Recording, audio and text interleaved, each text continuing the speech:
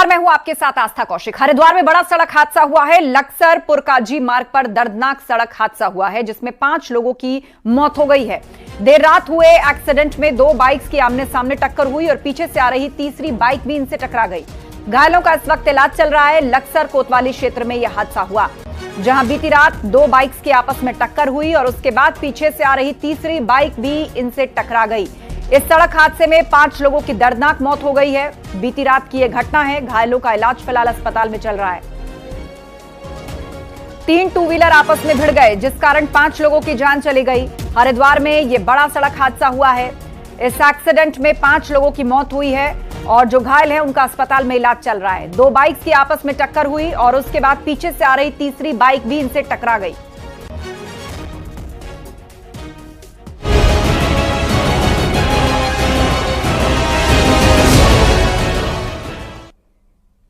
और Ayodhya gangrape case से जुड़ी बड़ी खबर है। रेप पीड़िता लखनऊ केजीएमयू रेफर कर दी गई है और बेहतर इलाज के लिए केजीएमयू रेफर की गई है। एम्बुलेंस से लखनऊ लेकर गई है डॉक्टर्स की टीम। 12 हफ्ते की गर्भवती है गैंगरेप पीड़िता। आपको बता दें, गर्भवती होने के बाद ही इस मामले का खुलासा हुआ था। एम्बुलेंस से लखनऊ लेकर गई है और बेहतर इलाज के लिए उसे केजीएमयू रेफर किया गया है। डॉक्टर्स की एक टीम उसको लखनऊ लेकर गई है। लखनऊ केजीएमयू में अब आगे डॉक्टर्स इस पूरे केस को देखेंगे, उसका वहां पर बेहतर इलाज होगा। एम्बुलेंस से फिलहाल लखनऊ लेकर गई है उसे डॉक्टर्स की टीम।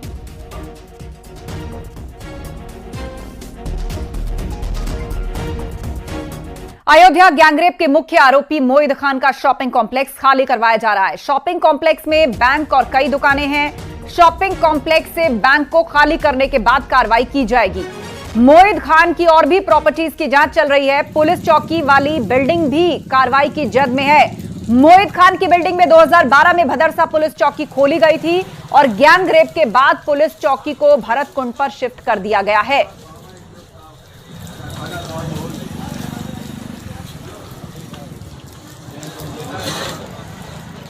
गैंगरेप के मुख्य आरोपी सपा नेता मोहिद खान पर लगातार शिकंजा कसता जा रहा है। मोहिद खान की ये शॉपिंग कॉम्प्लेक्स है जो लगातार खाली कराया जा रहा है। जो दुकानें अभी खाली नहीं हो पाई थी वो आज भी खाली हो रही हैं। हालांकि इस पर पंजाब नेशनल बैंक है जो अभी खाली नहीं किया है, उसी का इंतजार कर रहा है प्रशासन की जैसे ही बैंक खाली हो इस बिल्डिंग को नेस्तनाबूद किया जाए। इससे पहले मोहिद खान की बेकरी को भी नेस्तनाबूद किया गया था। इसके साथ ही मोहिद खान की जो बिल्डिंग है जिस पर पुलिस चौकी चल रही थी 2012 से, उस बिल्डिंग को भी नेस्तनाबूद होना है। फिलहाल आज प्रशासन अभी मीटिंग कर रहा है। थोड़ी देर में संभावना है कि मौके पर प्रशासन पहुंचेगा, कुछ कार्रवाई करेगा। लेकिन हम बात करें शॉपिंग कॉम्प्लेक्स की, ये शॉपिंग कॉम्प्लेक्स वही है जो मोहिद खान की है और मोहिद खान की शॉपिंग कॉम्प्लेक्स का कुछ हिस्सा जो है वो तालाब की ज़मीन पर है।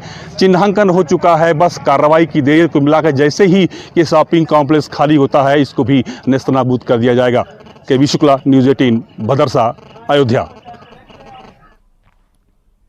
उधर आरोपी मोहित की संपत्ति पर एक्शन जारी है। पुलिस चौकी वाली बिल्डिंग पर एक्शन संभव है और मोहित की इसी बिल्डिंग पर पुलिस की चौकी भी चल रही थी। आरोपी मोहित खान के घर भी बुलडोजर चलाया जा सकता है। कब्रिस्तान की जमीन पर घर बनाने का आरोप है। राजस्व विभाग ने जांच शुरू की है और इसी बिल्डिंग में 2012 से पुलिस चौकी भी चल रही थी। मोहित खान के खिलाफ गैंगरेप का मुकदमा दर्ज है और गिरफ्तारी होने के बाद रातों रात पुलिस ने चौकी को भदरसा से भरतकुंड शिफ्ट कर दिया था और अब राजस्व विभाग जांच कर रहा है उसकी बाकी प्रॉपर्टीज की भी। आरोप है कि कब्रिस्तान की जमीन पर उसने घर बना रखा है और आरोपी के घर पर भी बुलडोजर चल सकता है। राजस्व विभाग जांच कर रहा है। आरोपी मोहित खान की संपत्ति पर प्रशासन का एक्शन जारी है। पुलिस चौकी वाले मकान पर भी एक्शन संभव है। हालांकि उसकी अरेस्टिंग के बाद चौकी को फौरन यहां से शिफ्ट कर दिया गया था, लेकिन यहां पर चौकी भी चल रही थी। आज इसी मकान पर बुलडोजर चल सकता है। आरोपी के घर पर भी बुलडोजर चल सकता है। शॉपिंग कॉम्प्लेक्स जो उसका है उसमें एक बैंक भी है।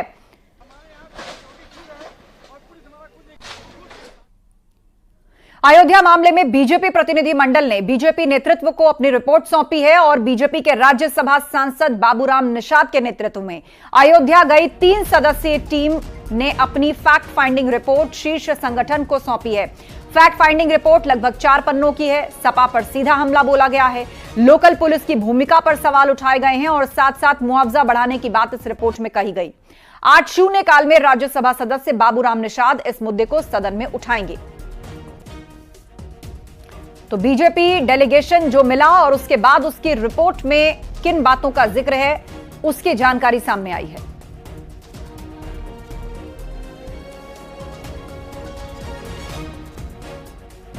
अयोध्या गैंगरेप मामले में अब पोस्टर वॉर भी शुरू हो चुका है। यूपी की राजधानी लखनऊ में बड़े पोस्टर लगाए गए। पोस्टर के जरिए समाजवादी पार्टी पर हमला किया गया। पोस्टर में अखिलेश यादव के डीएनए टेस्ट करवाने की बात पर तंज कसा गया।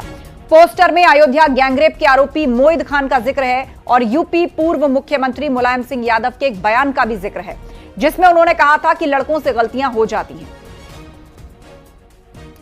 तो इस मामले में अब पोस्टर वॉर भी शुरू हो चुका है। राजनीति पहले से ही चरम पर है। बीजेपी लगातार समाजवादी पार्टी को घेर रही है, तो समाजवादी पार्टी पूरी तरह से इस मांग पर डटी है कि डीएनए टेस्ट कराया जाए।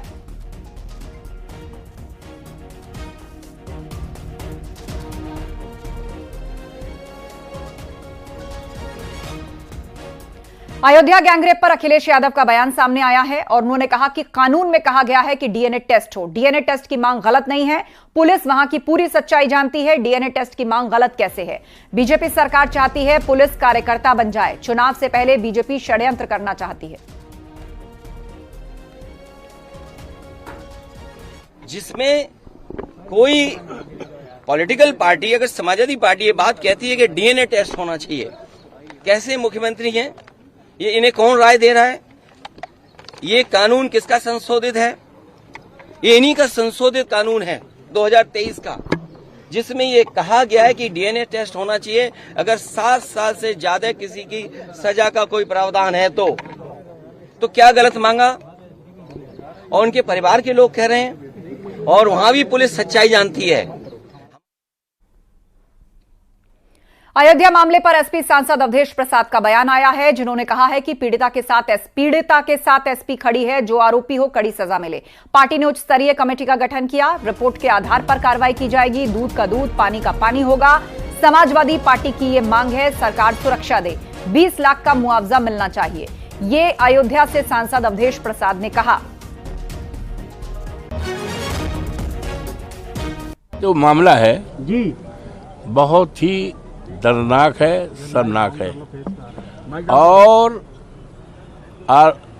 पीड़िता के साथ समाजवादी पार्टी पूरी तरह से खड़ा है। समाजवादी पार्टी की मांग है, अरे सुन लो भाई, अरे सुन लो, जो भी आरोपी है, जो भी कल्प्रिट है, उसके खिलाफ कानून में जितनी कड़ी से कड़ी सजा हो, कड़ी से कड़ी सजा हो, सजा दिलाई जाए। और जो भी आरोप।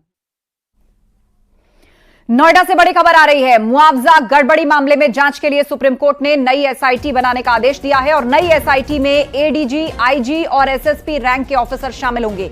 नई एसआईटी उच्च न्यायालय के पूर्व न्यायाधीश की निगरानी में जांच करेगी। नोएडा अथॉरिटी में मुआवजा घोटाले को लेकर सुप्रीम कोर्ट ने तल्ख टिप्पणी की है। कोर्ट ने माना व्यापक स्तर पर गड़बड़ी हुई, जिसमें सिर्फ 2 ऑफिसर शामिल नहीं होंगे। 20 मामलों में अपात्र किसानों को मुआवजा देने की गड़बड़ी पकड़ी गई थी। पूर्व में 2 अधिकारी नोएडा अथॉरिटी के सस्पेंड हुए थे। 2009 से 2023 के मुआवजा वितरण की जांच होगी। 117 करोड़ से ज्यादा का मुआवजा वितरण किया गया था। गेझा, तिलपताबाद गांव समेत अन्य गांव में मुआवजे घोटाले की एसआईटी जांच से संतुष्ट नहीं दिखा है सुप्रीम कोर्ट। कोर्ट ने यूपी सरकार को 2 हफ्ते का वक्त दिया है। हाईकोर्ट में चल रही है नोएडा अथॉरिटी के मुआवजा घोटाले की सुनवाई।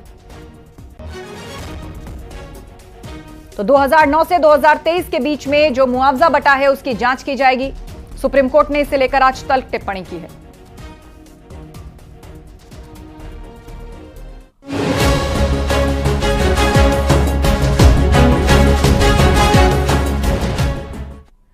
सीएम योगी आदित्यनाथ आज गोंडा के दौरे पर हैं। फिलहाल सीएम योगी कलेक्ट्रेट सभागार में अधिकारियों के साथ विकास कार्यों की मंडलीय समीक्षा कर रहे हैं और इससे पहले मुख्यमंत्री योगी ने सर्किट हाउस में विधायकों से मुलाकात की थी।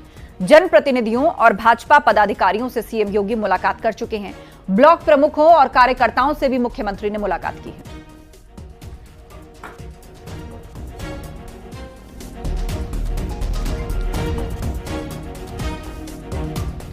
नोएडा से बड़ी खबर, पेंट फैक्ट्री में आग लगी और फेज 2 में यह पेंट फैक्ट्री है जिसमें आग लगी है। फैक्ट्री के टॉप फ्लोर पर आग लगी है। कड़ी मशक्कत के बाद जाकर इस आग को बुझाया जा सका है। आपको तस्वीर दिखा रहे हैं उस वक्त की जब यह आग भड़की हुई थी। तेजी से इसने फैक्ट्री को अपनी चपेट में ले लिया था। काला धुआं छत के ऊपर से निकलता हुआ नजर आ रहा है। आग की लपटें भी ऊपर तक पहुंच गई थी। ये एक पेंट फैक्ट्री बताई जा रही है जहां पर यह आग लगी। हालांकि फायर ब्रिगेड ने कड़ी मशक्कत के बाद जाकर अब इस आग को बुझा लिया है।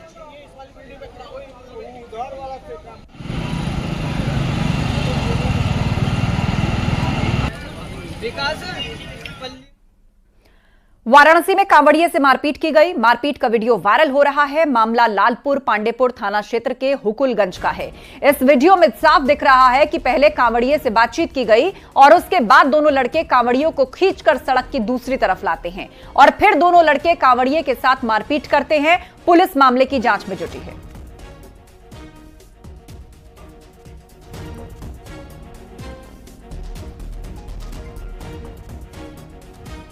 मेरठ के गुदड़ी बाजार ट्रिपल मर्डर हत्याकांड मामले में आज सजा का ऐलान हो सकता है। कोर्ट 10 आरोपियों को दोषी करार दे चुका है। लव ट्रायंगल में 22 मई 2008 को 3 लड़कों की हत्या हुई थी।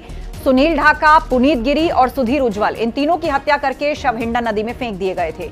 आंखें फोड़कर, तलवार से काटकर इस हत्याकांड को अंजाम दिया गया था। इजलाल और शीबा समेत 10 आरोपी गिरफ्तार हुए। एंटी करप्शन सेकेंड कोर्ट आज इस मामले में सजा का ऐलान कर सकती है।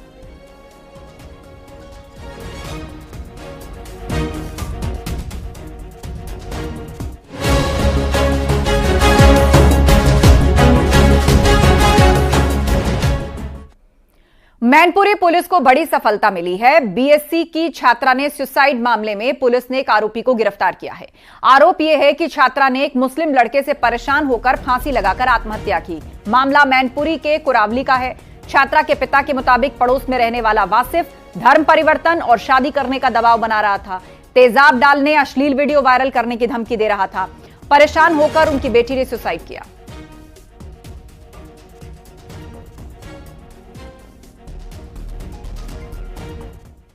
बरेली पुलिस ने एक पादरी को गिरफ्तार किया है। ईश्वरी प्रसाद पर लोगों का ब्रेन वॉश करके धर्म परिवर्तन कराने का आरोप है। रामचरितमानस के बारे में भी भला बुरा कहने का आरोप है।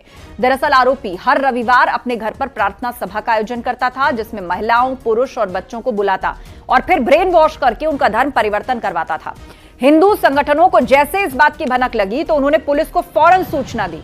मौके पर पहुंची पुलिस ने आरोपी को गिरफ्तार कर लिया। बहेड़ी थाना क्षेत्र के सिंह गोटिया मोहल्ले में ईश्वरी प्रसाद हर रविवार अपने घर पर एक प्रार्थना सभा का आयोजन करता था जिसमें महिलाओं, पुरुष और बच्चों को बुलाता और फिर ब्रेन वॉश करके उनका धर्म परिवर्तन करता था। पुलिस ने यह भी बताया कि आरोपी पर गंभीर धाराओं में अब केस दर्ज कर लिया गया है। थाना बहेड़ी के सिंहपुर गोटिया क्षेत्र में एक जो अपने घर पर उन्होंने कई व्यक्तियों को इकट्ठा कर रखा है और वो उनको एक धर्म की बुराई बता करके दूसरे धर्म को अपनाने हेतु दुष्प्रेरित कर रहे हैं। इस प्रकार की सूचना प्राप्त होने पर तत्काल पुलिस द्वारा संज्ञान लिया गया है और सिंहपुर गोटिया ग्राम में जाकर उस व्यक्ति को वहां से ला करके थाने पर लाया गया है और श्री देवपाल सिंह जी द्वारा दी गई तहरीर के आधार पर उत्तर प्रदेश विधि विरुद्ध धर्म संपरिवर्तन निषेध अधिनियम 2021 की जो समुचित धाराएं हैं उनमें अभियोग पंजीकृत कर आवश्यक विधिक कार्रवाई की जा रही है। रायबरेली में फर्जी जन्म प्रमाण पत्र बनाए जाने के मामले में 7 और आरोपियों की गिरफ्तारी हुई है। पुलिस के मुताबिक आरोपी सलेन के सीएससी संचालक जीशान के साथ व्हाट्सएप ग्रुप पर ये लोग ऐड थे और आरोपी उन लोगों की जानकारी साझा करते थे जिन्हें सरकारी योजनाओं या आधार कार्ड में संशोधन के लिए जन्म या मृत्यु प्रमाण पत्र बनवाने होते थे। जीशान कुछ वेबसाइट के जरिए दिखने में असली जैसा प्रमाण पत्र निकाल देता था। पिछले दिनों सलोन 19,000 से ज्यादा फर्जी प्रमाण पत्रों का खुलासा हुआ और फिर सीएचसी संचालक जीशान खान और ग्राम विकास अधिकारी समेत 4 लोग गिरफ्तार किए गए। इन 7 व्यक्तियों को कल गिरफ्तार करके न्यायिक अभिरक्षा में भेजा गया है। इनके पास से मोबाइल और लैपटॉप है वो बरामद किया गया है। सभी अभियुक्तों ने पूछताछ में यही बात बताई है कि उनका एक व्हाट्सएप ग्रुप बना हुआ था और जिन व्यक्तियों को भी फर्जी जन्म प्रमाण पत्र या मृत्यु प्रमाण पत्र की आवश्यकता रहती थी तो वो व्यक्ति उनसे संपर्क करते थे और ये ग्राम विकास अधिकारी की आईडी और पासवर्ड जो डेलीगेटेड रहता था उन्हीं के सहयोग से, उन्हीं की मिलीभगत से सभी लोग ये फर्जी जन्म प्रमाण पत्र और मृत्यु प्रमाण पत्र बनाते थे और अधिक लालच के चक्कर में, अधिक पैसा कमाने के चक्कर में यह कार्य उनके द्वारा किया जाता था। और खबर बिजनौर से है, जहां चोरों ने एक साथ 3 बंद घरों को निशाना बनाया। मामला शेरकोट इलाके के मंधौर गांव का है, जहां अज्ञात चोरों ने घरों पर धावा बोला। शातिरों ने उस वक्त घटना को अंजाम दिया जब परिवार वाले कहीं गए थे। शातिरों ने लगभग 4 लाख के जेवर, कैश और अन्य कीमती सामान पर हाथ साफ कर दिया। मामले का खुलासा करने के लिए पुलिस ने 2 टीम्स का गठन किया।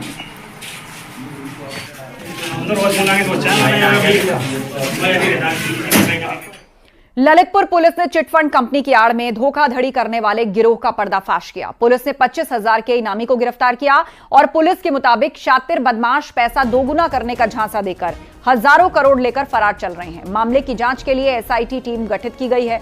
फरार आरोपियों के खिलाफ लगातार छापेमारी हो रही है और इससे पहले भी पुलिस 2 लोगों को गिरफ्तार कर जेल भेज चुकी है। कई आरोपी अभी फरार हैं। का एक संगठित गिरोह के रूप में ये लोग काम जो है वो कर रहे हैं और इनके द्वारा आरडी के रूप में, एफडी के रूप में लोगों से इन्वेस्टमेंट जो है का भरोसा दे करके कि आप बहुत जल्दी अमीर बन जाएंगे और इस तरीके से लोगों से इन्वेस्टमेंट कराया है। बिजनौर के नौहटोर इलाके में हुई शिक्षा मित्र की हत्या का पुलिस ने खुलासा कर दिया। पुलिस ने आरोपी चचेरे भाई विक्की कुमार और उसके दोस्त सागर को गिरफ्तार किया। आरोपियों ने शिक्षा मित्र की पत्नी से अवैध संबंधों की वजह से हत्या की योजना बनाई। पुलिस ने आरोपियों से हत्या में इस्तेमाल तमंचा भी बरामद किया। दोनों को गिरफ्तार कर जेल भेज दिया गया। घटना से एक दिन पूर्व मृतक की पत्नी अपने मायके चली गई और विक्की ने अपने दोस्त सागर के साथ मिलकर उसे घर में घुसकर अवैध तमंचे से गोली मारकर उसकी हत्या कर दी गई है। आज पुलिस ने इस घटना का सफल अनावरण कर 2 व्यक्तियों को गिरफ्तार कर लिया गया। बिजनौर में खेतों में गोलियों की गूंज सुनाई दी है। जमीन के विवाद में 2 पक्षों में गोली चली है। पथराव हुआ है। जमीन पर कब्जा करने को लेकर विवाद हुआ था और जिसके बाद पथराव और फिर फायरिंग हुई। पथराव और फायरिंग का वीडियो सोशल मीडिया पर वायरल हो रहा है।